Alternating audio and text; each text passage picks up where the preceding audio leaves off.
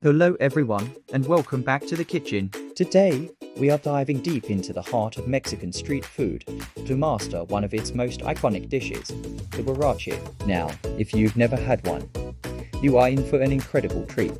The name huarache actually means sandal in Spanish, and once you see its unique, oblong shape, you'll understand why. It's a thick, masa-based tortilla, crisped to perfection and piled high with delicious toppings. It's a staple from Mexico City, and its history is as rich and flavorful as the dish itself. So, are you ready to bring a taste of the bustling streets of Mexico right into your own home? Let's get cooking. The soul of any good huarache is the masa. Get this right, and you're halfway to perfection. We start with masa harina, which is a special corn flour. I'm using about 2 cups here. We'll add a pinch of salt and then gradually mix in warm water.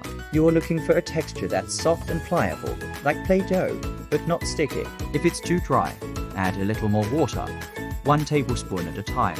If it's too sticky, a little more masa harina will do the trick. Now, knead it for a few minutes until it's smooth. This develops the gluten and gives our huaraches a great texture. Once the dough feels right, cover it with a damp cloth and let it rest for about 20 minutes. This little rest is crucial. It allows the flour to fully hydrate, making the dough easier to work with. Alright, our masa has rested and is ready to be shaped. We'll take a piece of dough, about the size of a golf ball, and roll it into a lock. This is where the magic happens. Traditionally, you'd use a tortilla press, but you can easily use a flat-bottomed pan or even a cutting board. Place the dough between 2 pieces of plastic wrap. This prevents sticking and press down firmly. You want to create that signature oval shape, about 1/4 inch thick. Don't worry about making it perfectly symmetrical. The rustic, handmade look is part of its charm. Once shaped, we'll cook them on a hot comal or a cast iron skillet over medium heat. Let it cook for about a minute on each side, until it starts to puff up slightly and gets light golden brown spots. We're not cooking it all the way through just yet. We're par-cooking them. After the initial cook, we'll take our huaraches and gently pinch the edges to create a small border. This little rim is perfect for holding all of our delicious toppings. Now for the final step to get that signature crispy, chewy texture. Frying.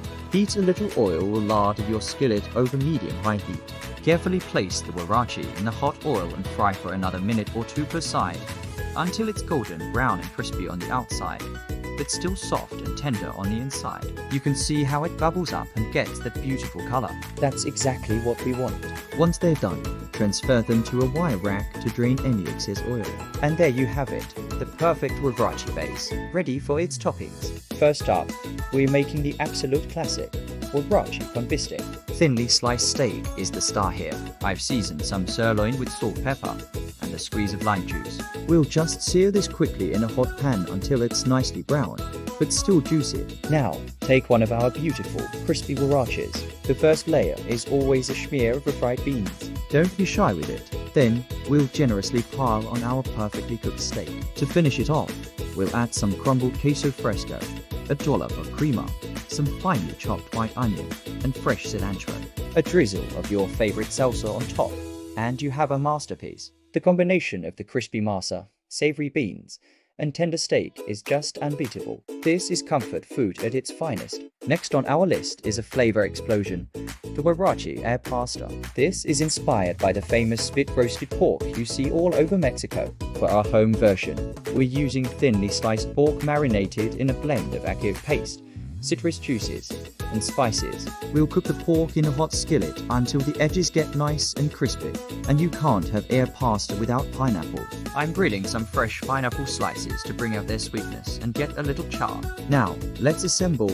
We start with our bean-covered huarache base. Then comes a generous helping of that vibrant, flavorful pork.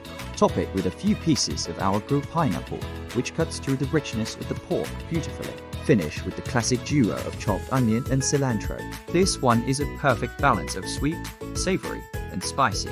It's a true fiesta of flavors in every single bite.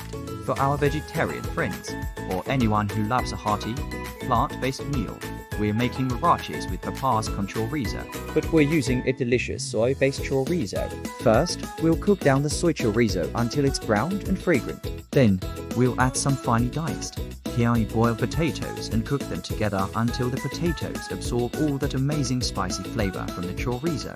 The aroma is incredible. Time to build our huarache. We'll take our masa base, spread on our fried beans, and then load it up with that wonderful papas con chorizo mixture. To complement the spicy chorizo, we'll add some cool, creamy avocado slices, a sprinkle of queso fresco, and of course, some fresh cilantro. This proves you don't need meat to create a huarache that is packed with flavor and incredibly satisfying. It's hearty, savory, and absolutely delicious. Now for something fresh, light, and uniquely Mexican.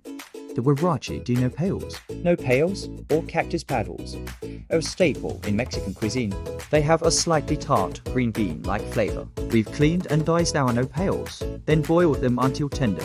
We'll sew them with some onion and jalapeno for a little kick. This topping is all about fresh, fried flavors. On our bean-covered huarache, we'll spoon over the cooked nopales mixture. Then, we'll add some thinly sliced radishes for a crisp, peppery bite.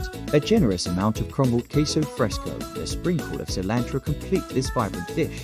It is a fantastic option if you are looking for something a bit lighter, but still full of authentic flavor. The textures here are amazing: the soft cactus, the crisp radish, and the crunchy huarache base. It's simply wonderful. Last, but certainly not least, for those who can never decide between red or green salsa, I present the Huarache Divorciado. Divorciado means divorced, and this huarache gets its name because it is split right down the middle with two different salsas. It's the best of both worlds. For this one, we're keeping the base simple to let the salsas shine. We'll start with our huarache and refried beans.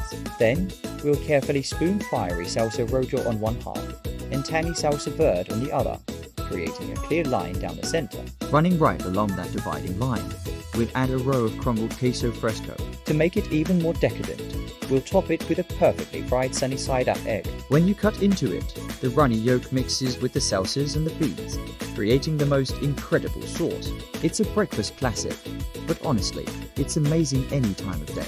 And there you have them, 5 incredible, authentic huaraches, each with its own unique personality. Let's take a look at our beautiful spread. We have the classic bistec, the sweet and savory air pasta, the hearty vegetarian papas con chorizo, the fresh nopales, and the ultimate indecisive special, the divorciado. No matter which one you choose, the key is fresh ingredients and the perfectly cooked masa base. A few final tips. Don't be afraid to experiment with your own toppings. Shredded chicken, mushrooms, or different cheeses would all be fantastic. Also, you can make the masa bases ahead of time and just fry them up when you are ready to serve. It's a great way to prep for a party. I hope you've enjoyed this journey into the world of huaraches and feel inspired to make them at home. They are so much fun to prepare and even more fun to eat. Thank you so much for joining me in the kitchen today. I had a blast sharing these recipes with you. If you give any of them a try, please let me know how they turn out in the comments below. I love hearing from you. And don't forget to like this video and subscribe to the channel for more delicious recipes every week. Until next time, happy cooking!